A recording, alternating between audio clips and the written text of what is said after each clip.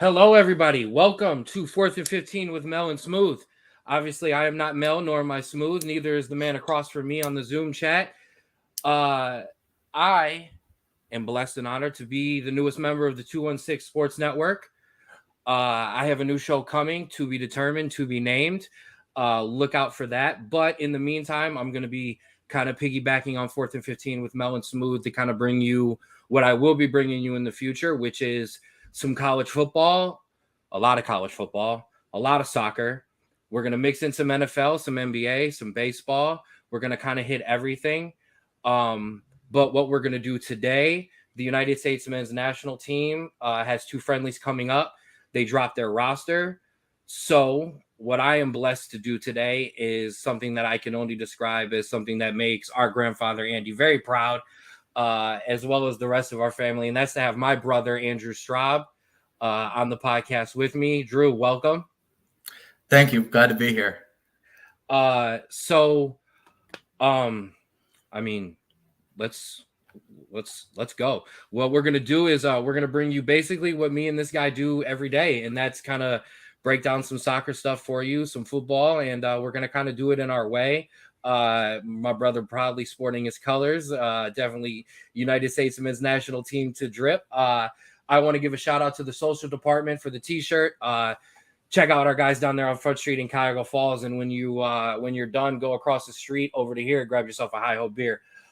Drew, let's go. So first things first, there was a group of players that are injured, so they weren't going to be able to be called up to begin with. Tyler Adams, Josh Sargent, Anthony Robinson, Zach Steven, Taylor Booth. Tyler Adams, Josh Sargent. I apologize. Tyler Adams and Anthony Robinson, starters for the national team when they are healthy. No doubt about it. Josh Sargent, Zach Steffen, getting called up if they're healthy? If we're talking Josh Sargent, I think Pepe and Balogun, just due to their form, really have those 1 and 2 positions locked up. So I really couldn't see it. Steffen, I could see if healthy coming in because he's been Greg's guy before Turner stepped up. So I could definitely see it. However, the one guy that I do see that is injured that I think would get a call up would be Taylor Booth.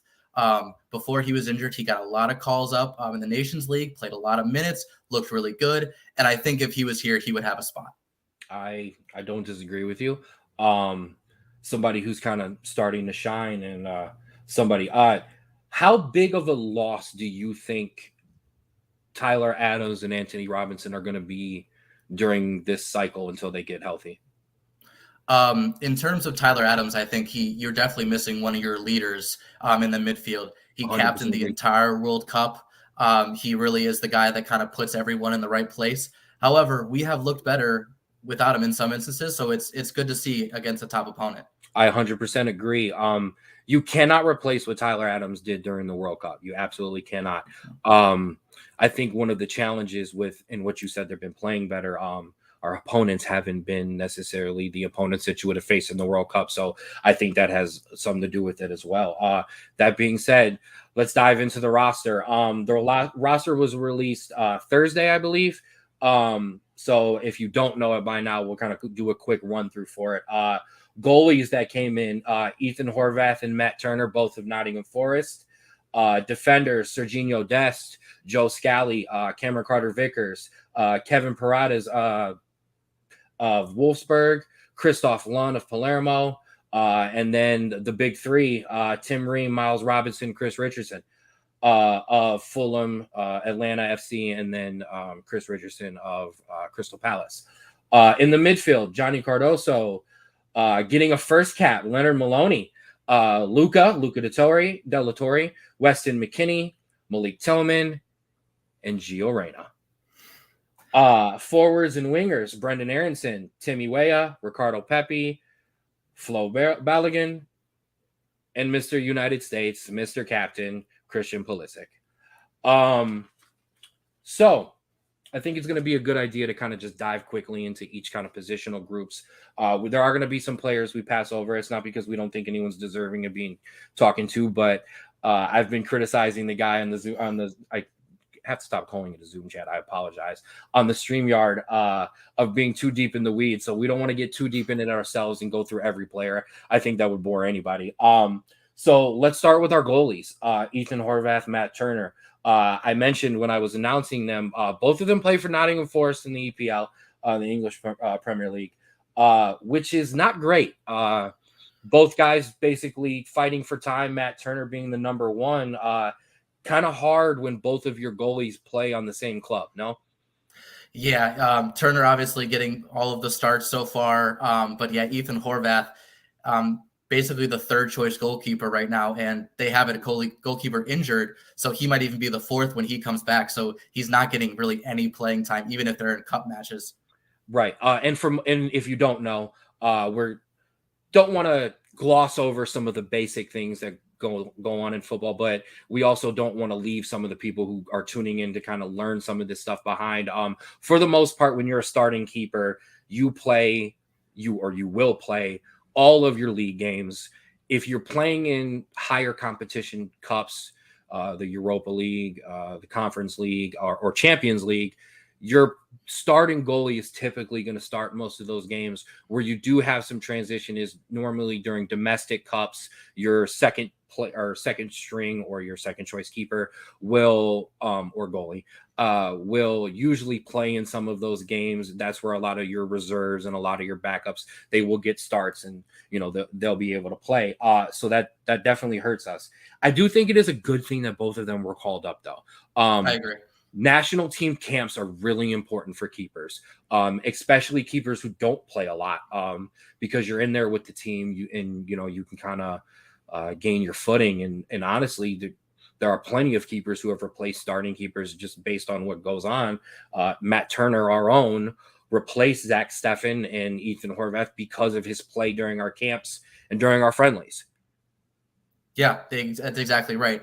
And he wasn't playing at Arsenal. Steffen, when he was the starting goalkeeper, he didn't play at Manchester City a lot. And so it's a lot about just getting that work in at camps and proving to the rest of the squad that you are the number one choice goalkeeper. So this will be good for Horvath as well. 100%. And we're also blessed that, when we talk about Matt Turner, we're talking about a keeper who, and I think you can say it, regardless of form for team, shows up for country. Always has. When he's between the sticks and he's got the gloves on for the United States men's national team, Matt Turner shows up, he performs, and that's evidence with qualifying for the World Cup. He was our starter for, I do believe, all of qualifying, majority of qualifying. I don't have that number on the tip of my head, so I don't want to give that out without being 100% sure, but majority of qualifying, Matt Turner was the number one, and for all of our World Cup games. And I don't really think there was any point during that World Cup run where you could look at Matt Turner and go, Matt Turner lost the game, or, Matt Turner made mistakes. And is a keeper who's not the strongest with his feet, but he definitely shows out and he shows up when he puts the red, white, and blue on. Yeah, he is an incredible shot stopper. And it seems like, he just turns it up another level when he puts on, the U.S. jersey. And he's far and clear the number one going into this camp. Absolutely. And not just going into camp, I really don't. There's a gulf right now between the number one and the number two. So that's definitely big. Unfortunately, it would have been nice for Zach Steffen to be healthy, because I do believe we would have maybe even brought three keepers, or I do believe he possibly would have replaced Ethan Horvath, just because if Zach Steffen is healthy, he is the number one at Middlesbrough in the Championship, the second division of England. So it's not a super weak league, but there's that. All right, let's go to our defenders. This is a big one for me. Miles Robinson, Chris Richardson playing together in the middle. It's something that I believe is the center back pairing of the future. I definitely believe Mark McKenzie, when he gets rolling and fit, is going to be somebody who's going to have a play into that. I was actually disappointed to not see that he was called up for this one, but how much I love these two. What I think of these two. I go out of my way to buy them in FIFA. Not that means anything to anyone, but hey. So Miles and Chris together, thoughts? I like them. They're both relatively young. Miles playing more than Chris, but Chris is obviously in a better league. I think they both have a very legitimate shot to take over that second center back position. Obviously, Tim Ream has it locked down, but yes, that second spot I think is very much up for grabs. And all three of those guys really have a good shot. at really taking that by the horns. 100%. And also, I mean, as you know, the two of us who have followed this team since we were, little babies. So obviously I'm a little older than you, a little bit. So I've been following it a little bit longer. To have two, and not just two, when you add in the likes of Cameron Carter-Vickers and Mark McKenzie, the speed and the pace of center backs is really not something that we are normally accustomed to for the United States men's national team. We're kind of used to, not that they were bad, but we're used to kind of big, tall, strong center defenders who aren't always the quickest on the ball or the best with their feet. And all of these guys are a lot different than they can be. Tim Ream, you mentioned him, lock on the old man Timmy, lock on the number one center back position, arguably your captain, with Adams being there, even with Chris being there, but doesn't come into the camp in the best of form right now. No, he doesn't.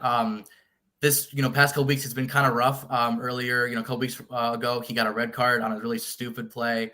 Playing with a broken arm still as well, I think is a good thing to mention as well. That is true.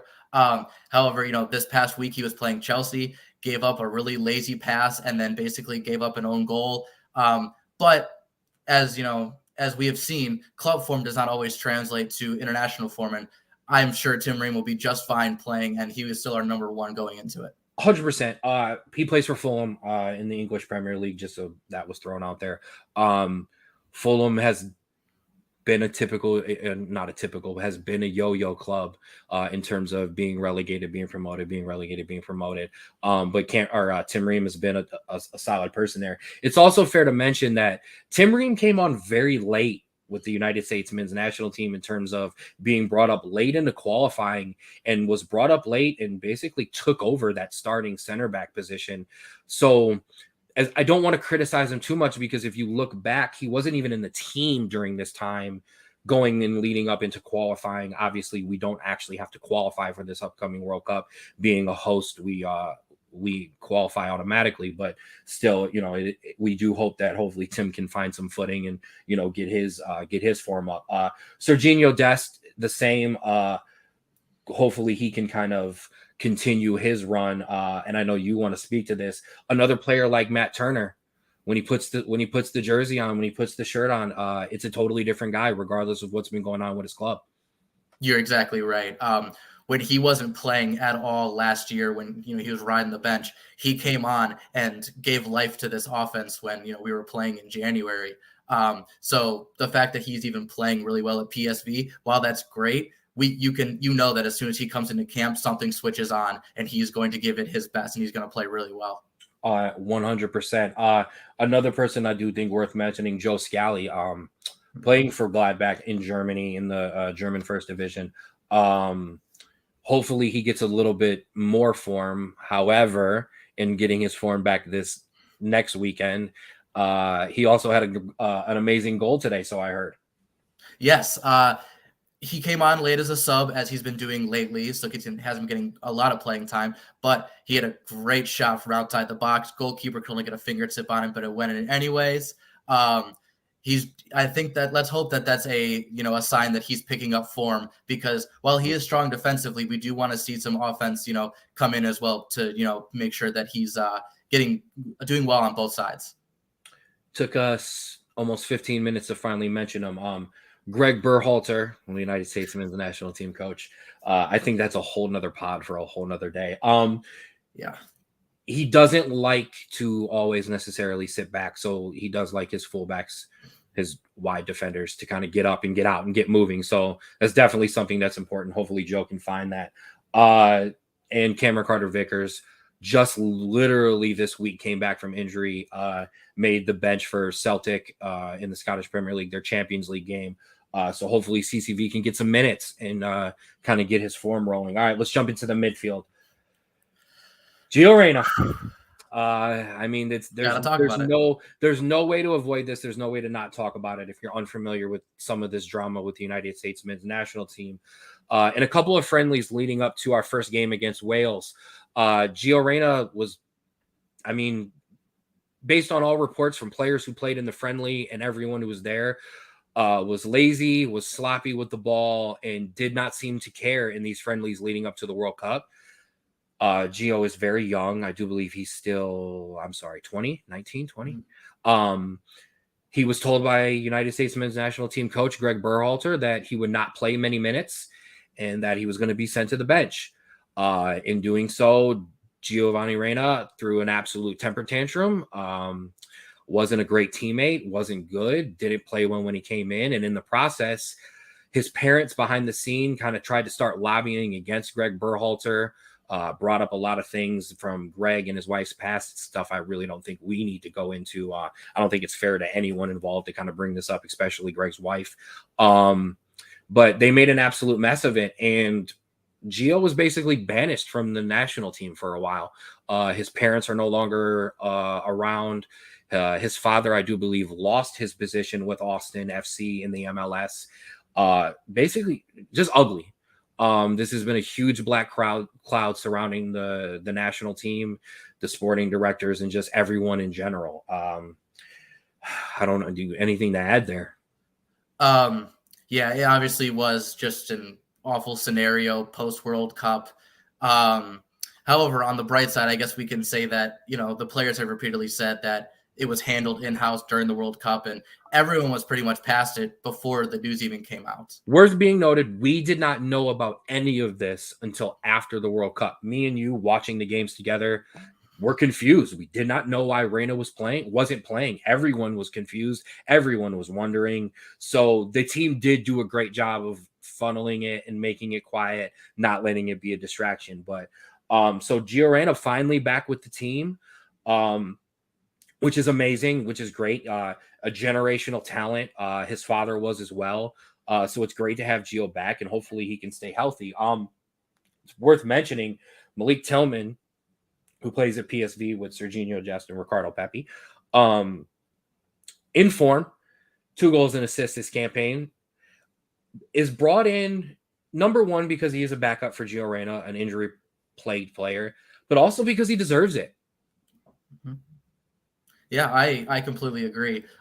He started off slow with the transfer to PSV, didn't get a lot of minutes, but as the weeks have gone on, he's earned the trust of his manager. He started last week, got a goal and an assist, and then played a full 90 minutes against Sevilla in the Champions League.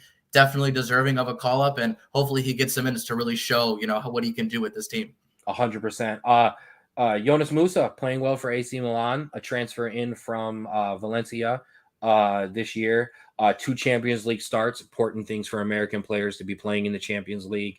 If you don't know, the Champions League is a combination of the top teams around Europe, winners of their leagues, teams who have finished up in runners-up positions. If you have a stronger league, it kind of extends into 3rd place and 4th place, but basically the best of the best.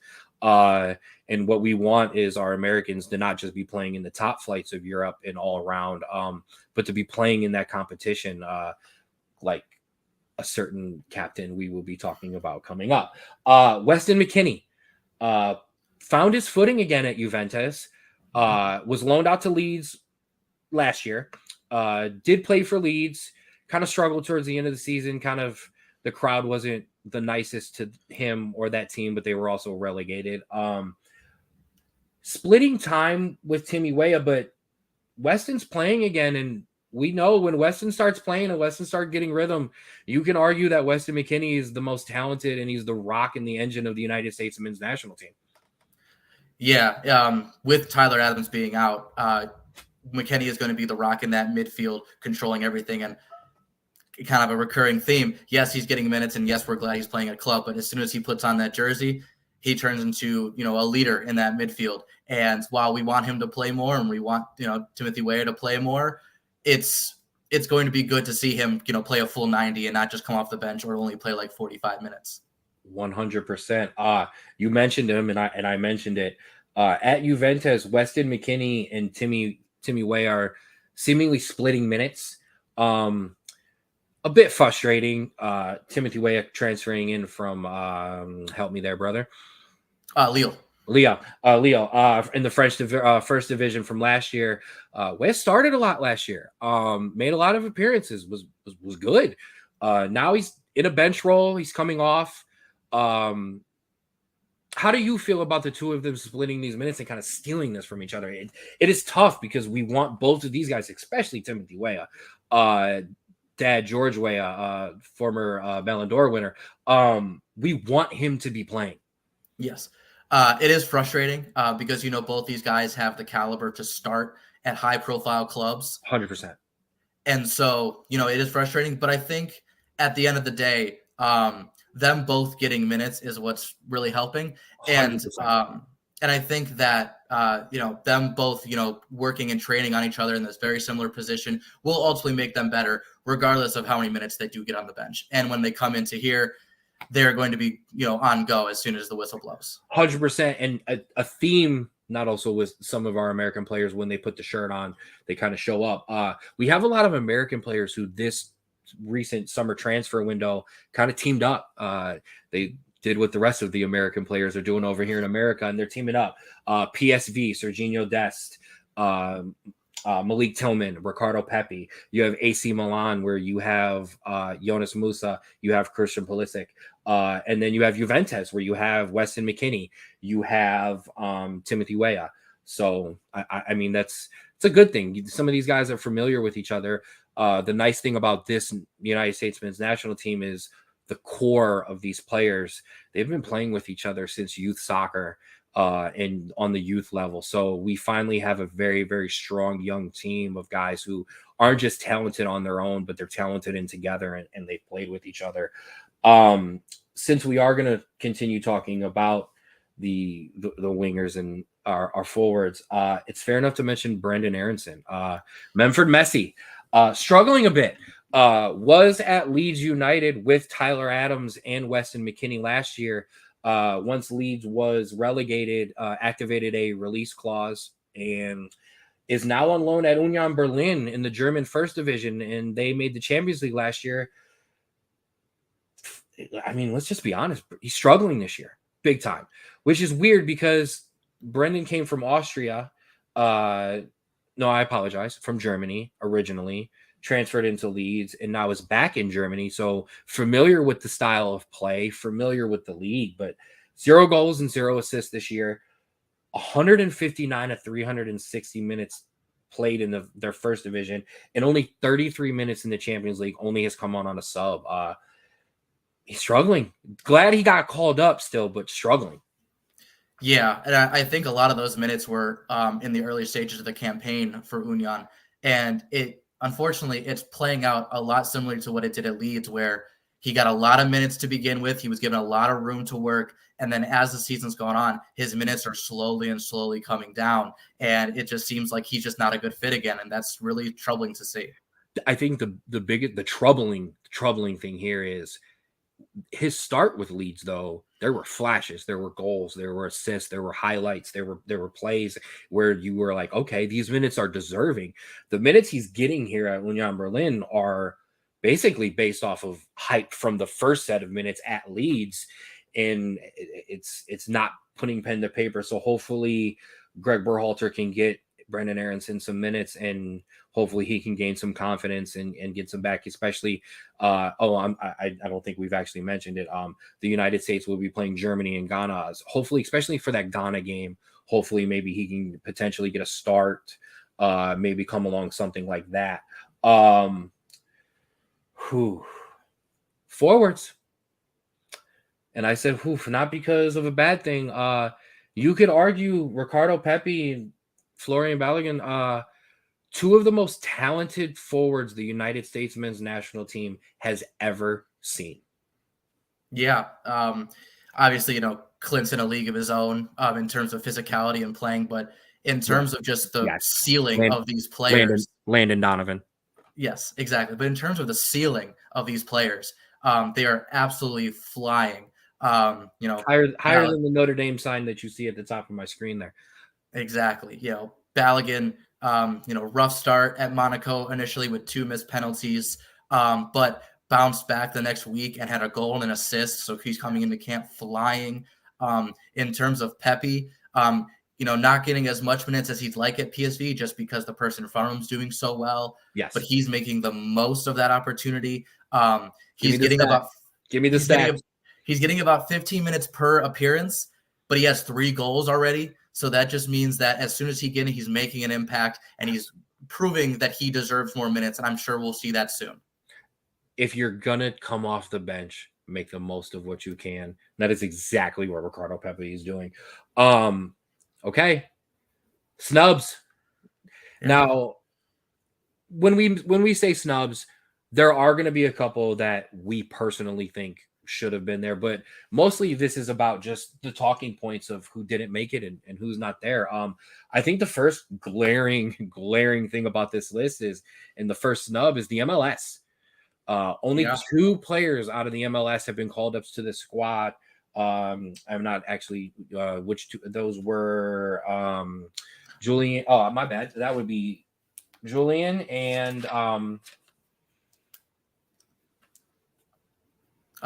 DeJuan Jones and Miles Robinson are the 2 that came into the camp. An absolute horrible throw and assist to my brother. That was the exact opposite of Wade throwing it to LeBron. I completely threw it out of bounds and you crashed to the floor. That's okay. We'll work on that. That's it. We're going to catch some fire for this. It is a weaker league. Yeah, I agree. Regardless of how many times ESPN shows you highlights of Messi dribbling around everyone and scoring lots of goals, it is a weaker league. It has been kind of a retirement league for a lot of people. The other thing is when a lot of the younger players actually kind of gain some value and they start to show flashes, they're immediately plucked out and they're immediately bought and sold. So when you see a heavy MLS squad of younger players, it kind of will sometimes throw you some concern because are some of these players too young? Are they not ready? Or are they, and we're ready to go? And, we kind of, they deserve a shot. Is it the end of the old guard? Yeah. I mean, if you look, when Greg first came, the first major tournament, it was heavy MLS.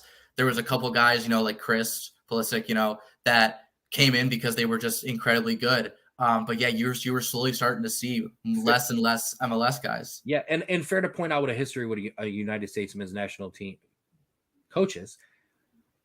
American-based coaches do tend to lean on the MLS a lot.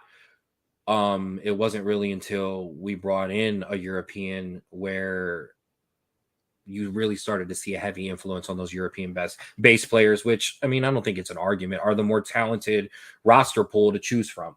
When I say the end of the old guard, Christian Roldan, Kellen Acosta, Aaron Long, Paul Arriola, Alejandro Bedoya, Sebastian Lletget. These are guys who were regularly picked, regularly called up, kind of on a constant basis, and none of them are there. Possibility for a call up to the Nations League, or do you think this is it?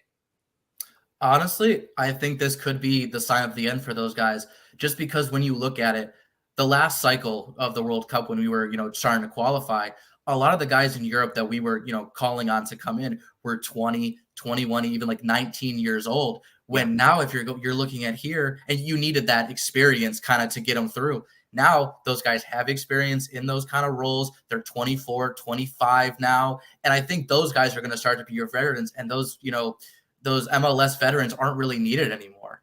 100% agree. Speaking of some of those veterans, Walker Zimmerman, Nashville FC, and Jordan Morris of Seattle, 2 guys who were on the World Cup roster. Walker Zimmerman started 3 or 4 games. Jordan Morris was a sub, I think, in 2 or 3 of those games. Guys who have been mainstays in the national team roster. Surprised they weren't called up? Yeah, honestly, because a lot of that comes, back to Greg religiously calling, especially those 2 up when they are healthy, and to see them not on a roster against, tough opponents that, we might see in a World Cup is pretty surprising. Very surprising, especially Walker Zimmerman. Walker Zimmerman was a starter throughout qualifying as well. He hasn't been in bad form at Nashville FC. He's been playing well. It is surprising for me to not see him there, especially with just some other guys. Jordan Morris, I'm going to try not to, completely just blush and kind of show out. I've loved Jordan Morris since his time at Stanford and through the injuries. So it was a surprise for me. I think the problem going forward for guys like Jordan Morris is there are just more talented guys in the roster and in the positions in front of him. So and unfortunately, him not being what he was before the ACLs and the knee injuries, he's gonna eventually fall down that pecking order. Time to talk about him.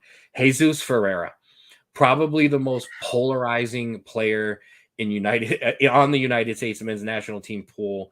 I say that because there are only two schools of thought with Jesus, and that's either you love him or you hate him.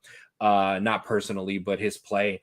Been very, very much a guy who's been accused of kind of picking goals against very, very weak opponents, and not really showing up and doing as well when kind of the games get tougher and, you need to really take your chances. Agree? Yeah, honestly, I think I agree with that school of thought, just because, especially when you go up to the biggest stage, the World Cup, he didn't play throughout all of the group stage. And then Right. we give him the start against the Netherlands, and he didn't really touch the ball more than a couple No. times. And when you have that center position where, Greg wants his, striker to come in and touch the ball, if you're not touching it, you're kind of useless in that position. 100%. It's also very, very tough when, and this is not an accusation of anything against Jesus Ferreira's talent. When you're not a world-class top player, it is very tough to come in, not play throughout the group stages of the World Cup, get thrown into the first knockout round, and kind of basically be told, leave the line and go get goals. That's not easy for any top player, let alone a guy is still MLS based. He plays at FC Dallas. He's come up through the FC Dallas Academy. That's tough. Like it's not an easy thing to do. But hopefully Jesus will kind of gain some form with his club, get some more opportunities. We have a long time until this next World Cup. He deserves more opportunities, at least against some more tougher opponents, to at least show, hey, I can do this, or maybe I just can't. Maybe I just need to come up with some of the weaker opponents. You can't always bring a full squad to every qualifying. There are certain leagues that will not let you loan players out and bring them up for those games. So sometimes you kind of just need to bring up some other guys. So hopefully he can still, kind of perform. Last and not least, and bro, I will give you the floor only because you will be way more passionate than I could ever be about this. But John Brooks not being called up to the United States men's national team. Full disclosure for everyone else, when he was pulled up and brought up his last time, we were playing with 5 defenders at the back. John Brooks was asked to do a job that is beyond John Brooks' skill capability. It's not something he would ever be asked at another club. He struggled. He was pulled and he was subbed off in games. And basically from that point forward, we have not seen John Brooks on the national team. He hasn't been called up. He has not played. I think it's unfair. I don't think it's right. I think he deserves a call up, but I definitely want to. Now we have a good one. Alley-oop off the backboard. Here you go, bro. All right. So, 2 years ago when that happened and he was left off the next ones, you were like, okay, he was at Wolfsburg, a German club. They weren't doing great. He was getting semi-consistent minutes. You were like, okay, that makes sense if you want to see other players. You're struggling on your national team. You're struggling on your club team. I'm going to let you sit and gain some form. Exactly. Then you fast forward a year, and it still is okay because, he left Wolfsburg, was in between, teams, really wasn't getting a lot of playing time. Okay, sure, that makes sense. But now you are on a team in Hoffenheim, in the German club that is 6th in the Bundesliga, the German league.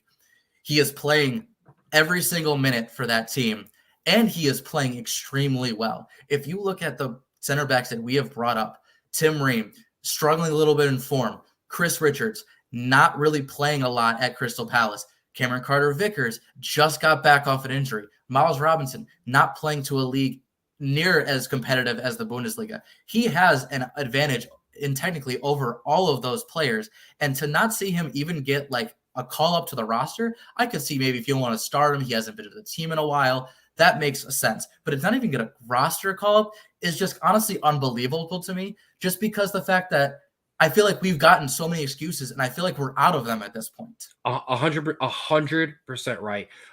Full disclosure for everybody, me and Andrew have been hard on Greg Berhalter because this team really, really deserves a very top class tactical manager. And we'll just be honest, that's not who Greg Berhalter is. That's just not him. I also don't like, and I know this happens a lot with like NBA All-Star games and stuff like that. Well, I think this guy should have made it. Well, who shouldn't have made it then? I don't believe it's fair or right to Cameron Carter-Vickers for him to not even be playing full minutes with his club at Celtic, only be added to the bench for a Champions League game. And you can correct me. Did he come on during that game? He came on for like 10 or 15 minutes. It was not that long. So a guy who's come on for 10 or 15 minutes for his club, he just got back from injury. What would be more important? Flying him in, having him start training with a new group of guys. Not that he's unfamiliar with the national team, but it's not his club team. Having him train with those guys. You're really not going to give him many minutes. You're not going to start a guy who only had 10 minutes for his club, or bring in John Brooks, who is playing, and let him be there. Let him get back with the team. There has never been any even rumors of him being a bad locker room guy, not being anything but a good veteran presence. Why would you not bring him in? And like I said, we're going to do an entire pod on our criticism of Greg Berhalter, other than the fact that he wears great shoes and makes great bounce passes that are things that are useless. We could be very critical because these are the things and these are the decisions that, I'm sorry, they just don't make any sense. If this wasn't a full, strong squad, I could understand John Brooks not being there. You're bringing an A squad, Balogun, Reyna, Pulisic, McKinney, Weah, Tim Reams, your first choice keepers. Why would you not bring in someone who went in form, was your first choice center back with the captain's armband? I can't believe that either. So we'll our first big deep breath of the night. Yeah. Okay, let's get to a game preview. Germany called up a strong squad, is all is what most German teams do. Joshua Kimmich, Ter Stegen. You want to throw in a couple for us? Yeah, Antonio Rudiger, Leroy Sané, Kai Havertz. It's pretty much a full strength squad at this point. Absolutely. It is fair to point out Julian Nagelsmann is taking over for his first appearance as Germany's head coach. He replaces, Germany has struggled on the national stage recently in tournaments and in European qualifying. So they'll be ready for us. Everyone loves to play the United States. We're a fun team to kind of pick on, politics and everything else included and excluded. People like to beat us up. They like to. So the Germans are not going to be taking us lightly, and they're going to be very, very, very prepared for us. Yeah, no, I agree. However, I am curious to see how they handle the first couple games in Julian Nagelmann's tenure here, just because, this game, in a sense, to them really doesn't mean too much. It means a lot for us because it's a measuring stick, but for them, this 100%. Is them getting just right from the World Cup debacle that they had. And so I'm very curious to see just how they line up, how they perform, and if it's more of a training session for them or if they're going to go full go against us. Exactly what you said. No disrespect to our own national team, but this is a glorified major training session for Germany. They're only going to be able to train with him for a couple days. And then these two games that Germany play will be, kind of a real test to kind of go live. What we're doing right now, your kind of first run to go live and kind of see how it rolls. Formations for the United States team going into this Germany game. Are you sitting down? You are. Hold on to your chair. Hold on to your seat. I want the United States to play with 5 in the back. Hot take alert. Give you the floor. I'll give you the floor there because I need you to explain it to me. I hate this formation so much. I apologize for anyone who likes it or whoever's favorite team plays it. I've never grew up with it. I never played it. I never liked it. I don't like having extra defenders. I would rather have a defensive holding mid come back and help if needed. But the reason I want 5 in the back is because you have 2 players with Chris Richardson and Miles Robinson who I want to see together. Added in with the fact that Tim Ream is in form or can be in form with the national team and is an amazing passer. We don't have Anthony Robinson. If Anthony Robinson is there, it's a for sure back 4, Destin Robinson on each side, Ream, and then whoever else playing in the middle. With him not being there, why not give an opportunity to play those 3 in the back, Tim Ream being your center, Robinson and Richardson's on either side of him. Dest out wide. Allow Joe Scally, possibly Tim Weah. Tim Weah is playing in a wingback position at Juventus. He is out of position. He has done everything that he is supposed to in terms of saying that he'll do whatever for the team, and that's where he'll play. If he comes up and he's honest with Greg Berhalter and he says, I would rather be in the winger spot, I think you start Timothy Weah in the winger spot. If he's open to playing that position for us, why not play him there? He's already familiar with it. You're not taking him out of what he's doing for his club. And you add in another amazing attacking threat on that right side. You can still listen. Go ahead. Yeah, that's very fair. Honestly, you make a lot of good points, and I would say I always make okay.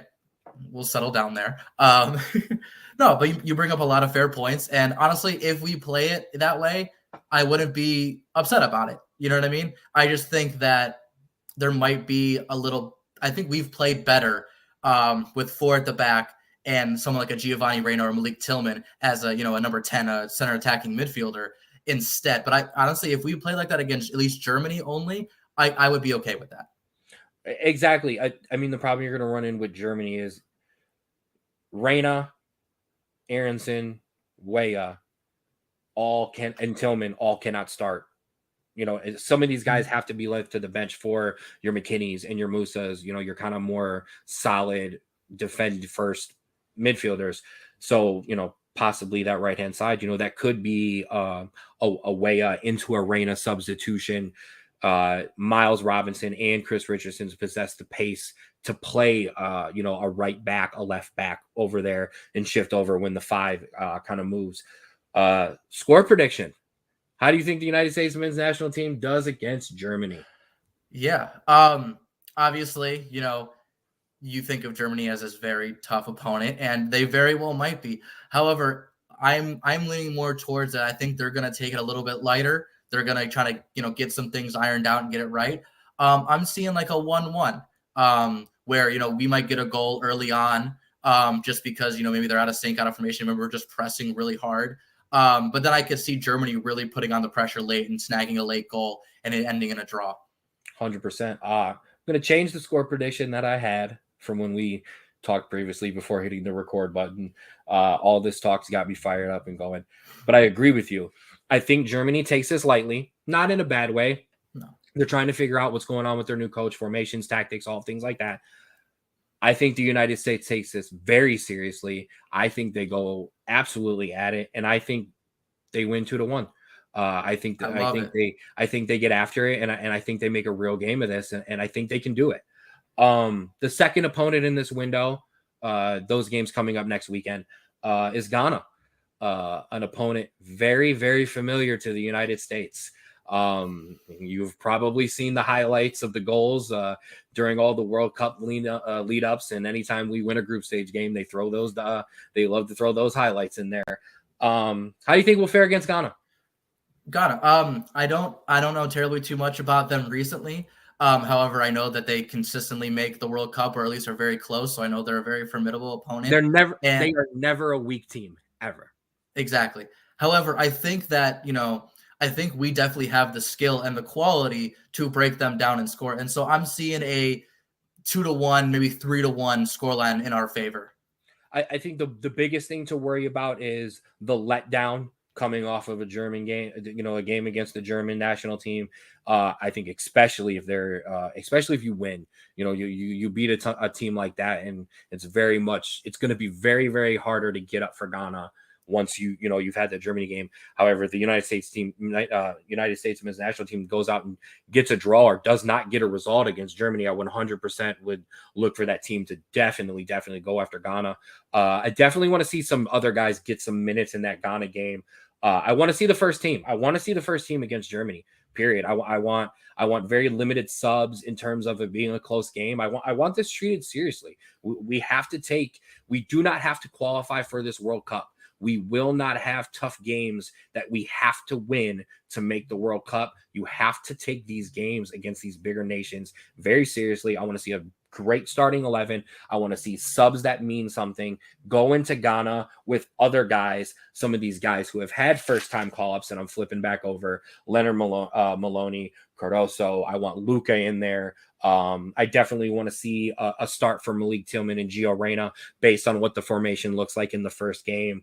I may even want to see a goalkeeper change. I might want to see Ethan Horvath try to get some minutes. Let this guy get some touches and get some play.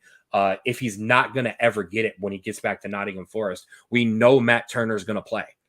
Yeah. Let's get some help if we can. Anybody else you want to throw in there? I think you touched on a lot of them. I do want to see Christopher Lund from Palermo. I want to see what he did because he had a very impressive camp in September. He was really speedy. He was really good on the ball. I want to see the next step from him. I want to see against a tougher opponent. And Ghana is better than Oman, at least in the rankings, in Oman or Uzbekistan. So even if he doesn't get the start against Germany, a start against Ghana to see how he does would really help me see, what that backup left back position would look like, if Anthony is out like he is now. 100%, and we hope all the our injured guys get back very soon because we want to see them. We want to see them playing. This is a big lead up. This is the biggest World Cup ever because it's here on our soil again. It's not just because of that, but this is the most talented roster pool the United States of America has ever had in the history of this nation putting a ball on the ground and kicking it. That is flat out. That is unarguable. Those are facts. With the way these guys are playing, where they're playing at, the amount of football and soccer whatever you want to call it, whatever you want us to call it, this is it. This is the most talent we have ever had. This team needs to perform. You could argue they underperformed at the last World Cup. We did get out of the group stage barely, like we always do.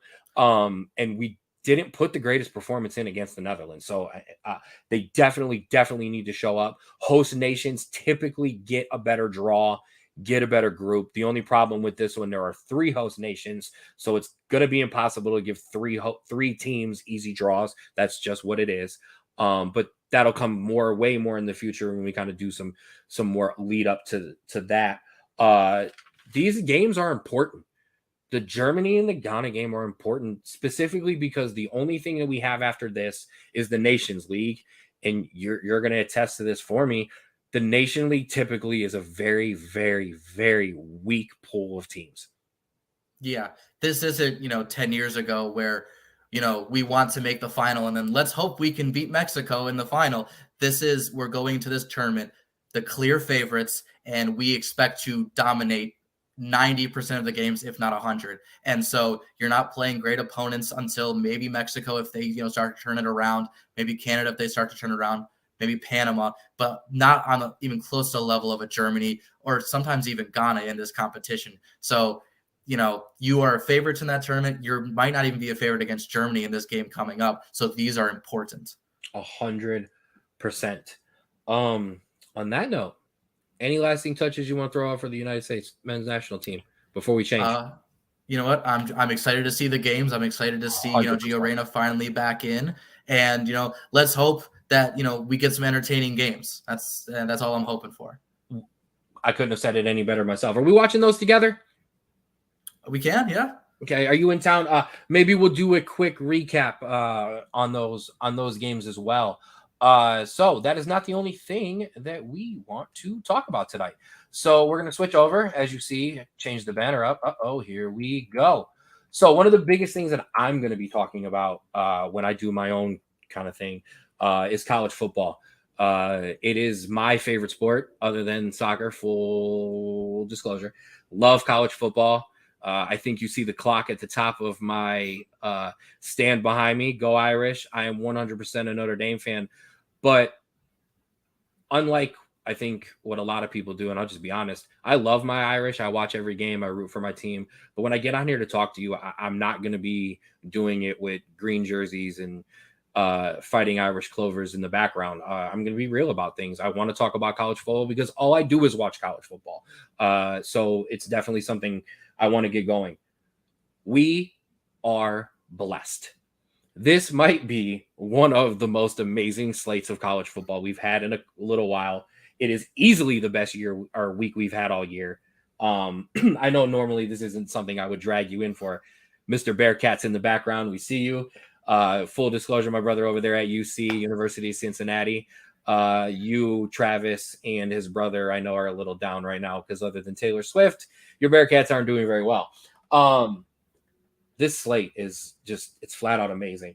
Number 10, Notre Dame versus number 25, Louisville. We've got number 23, LSU versus 21, Missouri. Number 4, Ohio State versus a very sneaky good Maryland team. Tua's younger brothers there. Number 13, Washington State versus UCLA. I bring that game up because UCLA is favored against number 13, Washington State. Alabama versus Texas A&M, aka Nick Saban versus Jimbo Fisher. Yeah. Number 1, Georgia, coming off a scare versus number 20, Kentucky. The Red River rivalry. Say it 3 times fast. Formerly the Red River Shootout. Texas versus Oklahoma, number 3 versus number 10. I do believe that is prospectively. Also, no, I'm sorry. That's it. Those are the ones I want to touch on. That's amazing. Okay, that is an amazing slate of games. Alabama and Texas A&M has become a real rivalry now, especially with all the things that Jimbo keeps saying, because Jimbo just unfortunately likes to make the rest of us miserable and try to poke Nick Saban. Thanks a lot. We finally have him on the down year, and you're going to say something dumb in the next couple of games. Honestly, I want to point out for me, my top 4. I definitely have Michigan up there. I definitely have Georgia. I think Texas is worthy. Florida State, I know a lot of people have put them up there. I think they deserve it.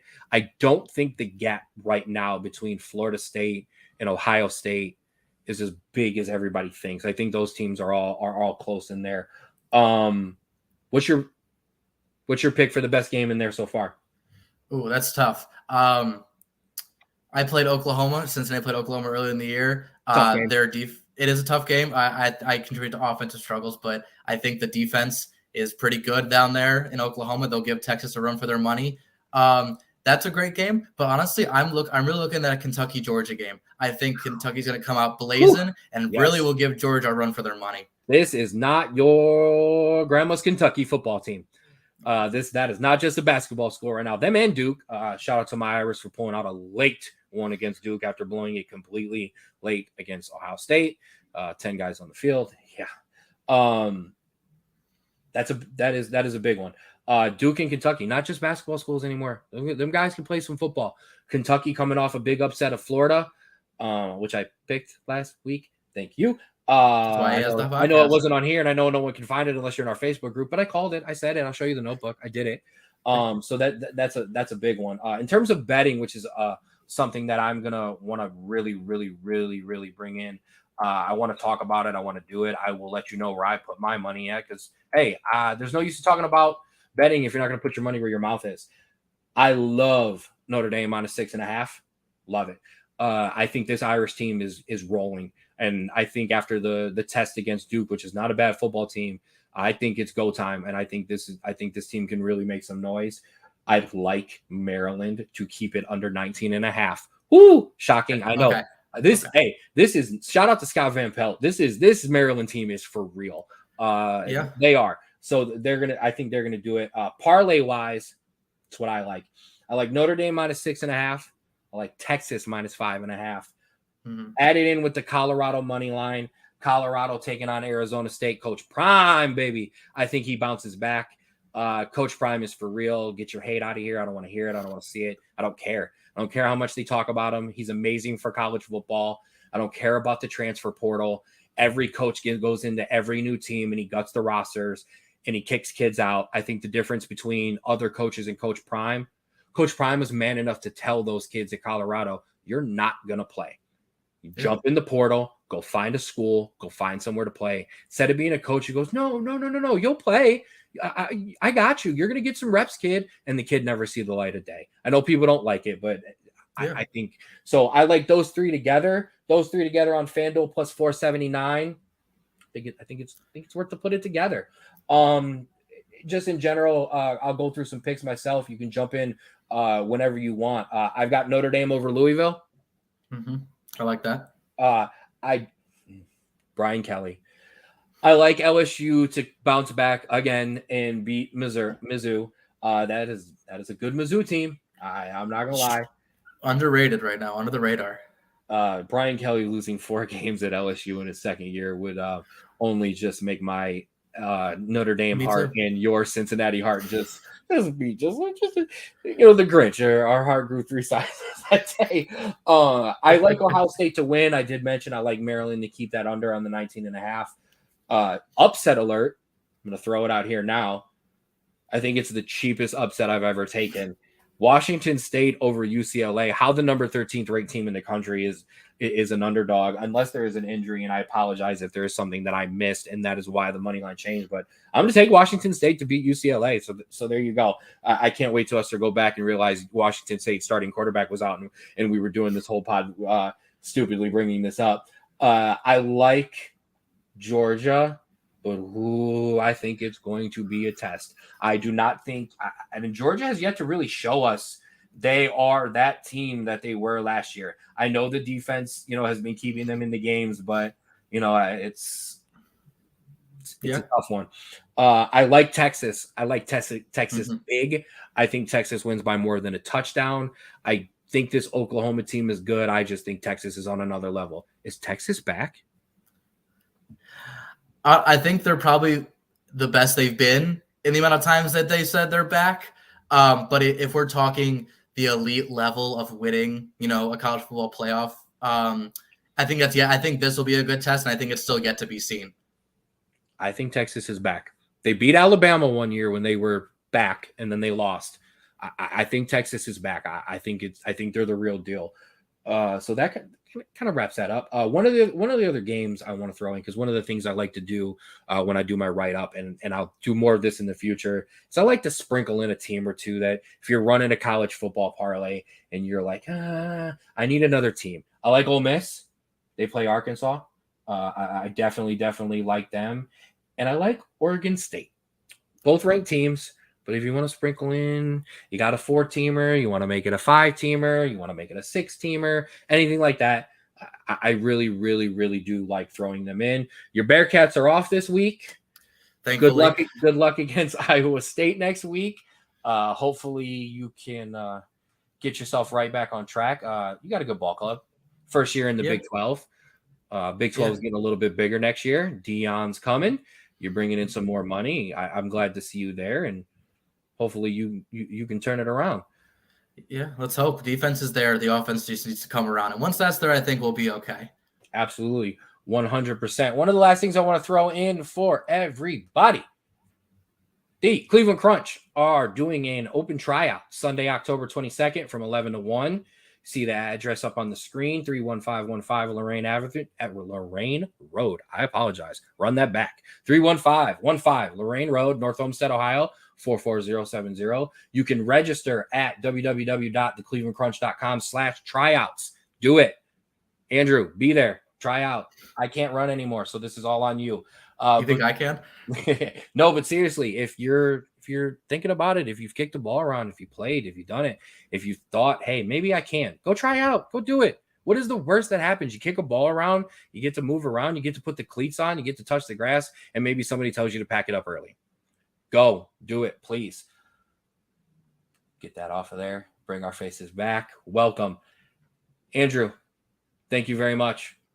It's been a pleasure. It's been an honor to do it with you on the first one. This will be many more to come. We're going to kind of keep you updated with the United States men's national team. When I will do some kind of EPL. I'll throw some kind of EPL parlays, some Champions League stuff. Next Champions League cycle. Let's get in. Let's kind of run through some games for everybody. We'll highlight some big stuff. We'll kind of see where the groups are at. We'll talk about how disappointing Manchester United is. Only if I can talk about how disappointing Chelsea was. Stop it. I'm not even in the Champions League, so don't even worry about it. And you're barely on form, so I don't want to hear you that you can finally stop using a practice goal as your goal of the month. But that's okay. It doesn't matter when my team scores goals. They give them back up in the next 5 minutes. So yeah, tune in for that. And like I said, I'm going to be kind of piggybacking the 4th and 15 with Mel and Smooth and kind of till I get mine rolling myself. So tune in for that and check that out because that'll be coming to you soon. It's been a pleasure. I absolutely want to give a shout out to the 216 Sports Network for bringing me in and giving me this platform to do what I absolutely love to do. And on that note, I'm throwing up the logo, I'm tuning up the music, playing up the band, and I am out of here. As I will end every pod from this point forward, to please do me the favor of doing the most important thing in the world. Love yours.